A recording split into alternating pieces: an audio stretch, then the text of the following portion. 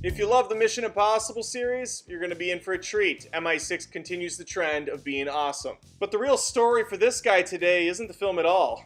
No. It's the couple sitting next to me in the theater. They were the real show.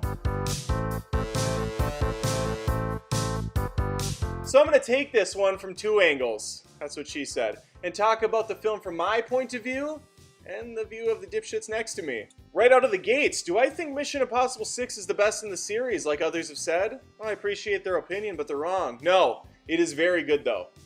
2 hours and 30 minutes good?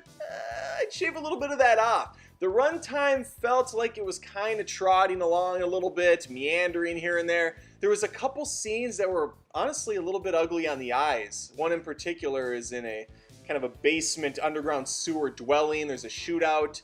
It just didn't look the best, and I saw it in a pretty nice theater. The big bombastic sequences work wonders though. They're some of the best in the franchise, which is easy to say because this thing just keeps ramping up. I am convinced Tom Cruise wants to die making one of these Mission Impossible films because he does all his own stunts, and it shows. These things are gripping, they're groundbreaking, there are other words that I'm using to describe this. Did the couple next to me think this was the best Mission Impossible movie?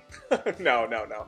They thought this was the best movie in the world. These people were a bit older, grandparents, taking a night out on the town, maybe the first night they've ever been on the town, and the first movie they've ever seen ever, because they reacted to every goddamn moment like it had never been put on film before. Gladys, which I assume is her name, because she kind of looked like one to me. She was very grandma-y, very nurturing. I think at one point she accidentally touched my hand. Well, she said it was accidental, but we made eye contact, and there was something there. There was something. That's beyond the point. She was reacting like those fake YouTubers do in the Kids React videos when they see a Nintendo Entertainment System for the first time. Like, oh! Holy... What? This doesn't even... How is this even happening? Wow! To their credit, they were seeing some shit that had never been put on film before. Like Tom Cruise 0G diving out of a plane. That stuff's insanity.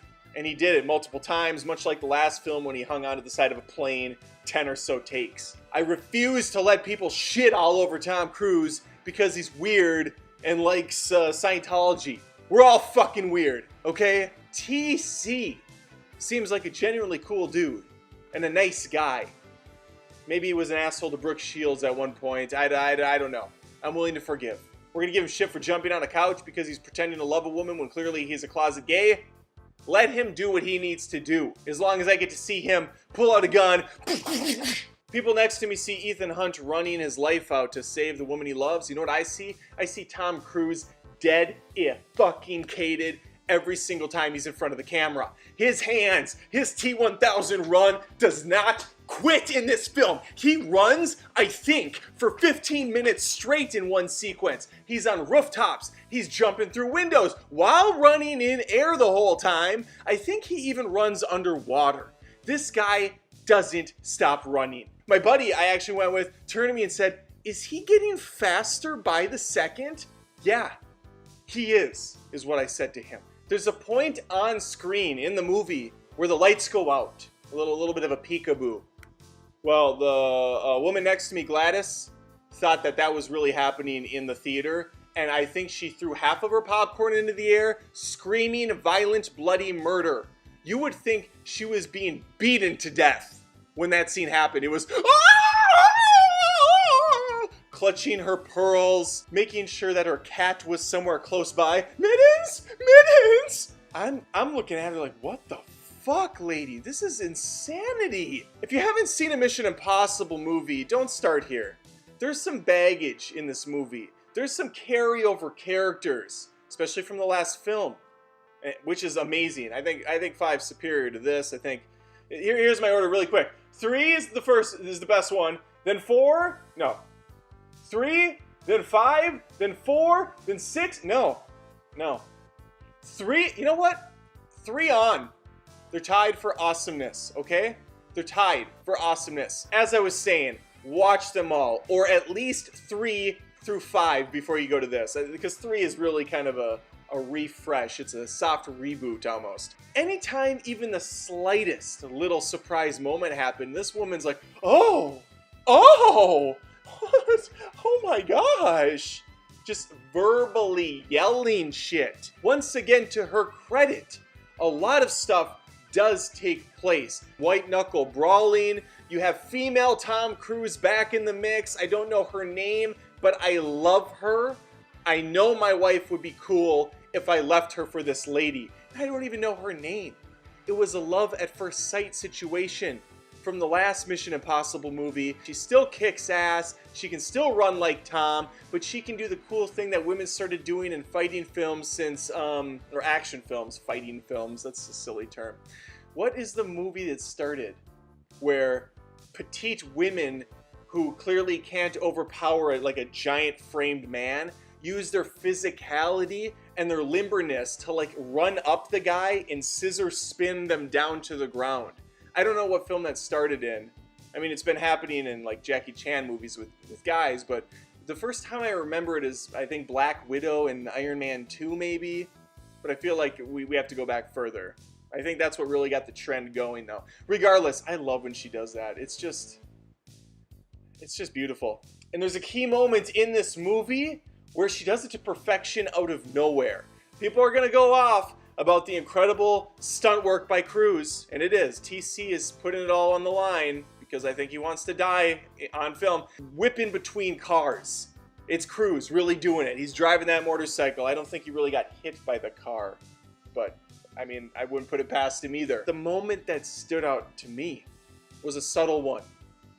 In a little nightclub, and female Tom Cruise, it's kind of insulting, I don't know her name, but it's not meant as an insult because I love her as an actress, as a beautiful woman, as a strong female lead, as all these things. But there's a moment where she kind of runs up to this bar, and there's an unsuspecting henchman. I don't know if unsuspecting's the word, if that's even a word, but he's just standing there with a gun, and she butterfly scissor roundhouse wraps her legs around him and does like 2 flip spins around, so his neck is basically off his body, and she lands perfectly, does the hair whip that I just love more than anything, and goes about her business, killing more people. I want to see the movie again for that scene alone.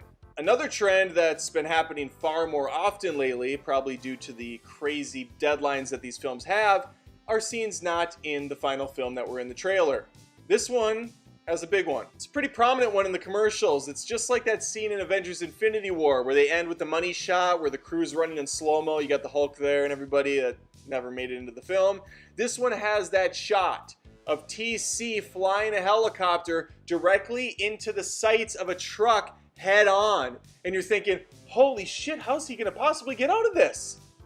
Well, turns out the film took the easy way out and didn't put it into the thing at all. So, crisis averted there. When the movie ended, Gladys and Huxtable got up, started to saunter by me, but Gladys pauses, turns to face me and my friend and says, "I'm sorry for the reactions." So she knows what she did, and I appreciate and respect her for apologizing. That does not negate the fact that I'm still gonna bitch about her to no end. I changed her name for her safety, but she knows who she is. And if you're watching this, Gladys, I'll be there when you die, and I will dance on your grave. And I'll probably make a scene about it so that your family knows the kind of person that I am. Really awful one. My biggest concern in all of this is that Tom Cruise will die before he makes 10 more Mission Impossible films at the tender age of 130, because I truly believe he's injecting some sort of alien serum into his system, which is keeping him youthful and energized to do some of the crazy stunt work he does. I need more, TC. I need more than 7 to 10 films. I need 20 or 30. Although, I'd love if female TC took over. I'd love if she took over the franchise at some point. And the whole crew. I gotta see my Ving Rhames back. I gotta see Simon Pegg back. Bring them all in. Keep them going. That would be the ultimate mission of them all. If Hollywood could continue to keep this franchise going for once and not burn it all to the ground, lose good faith for like 20 or 30 movies. That's a Mission Impossible.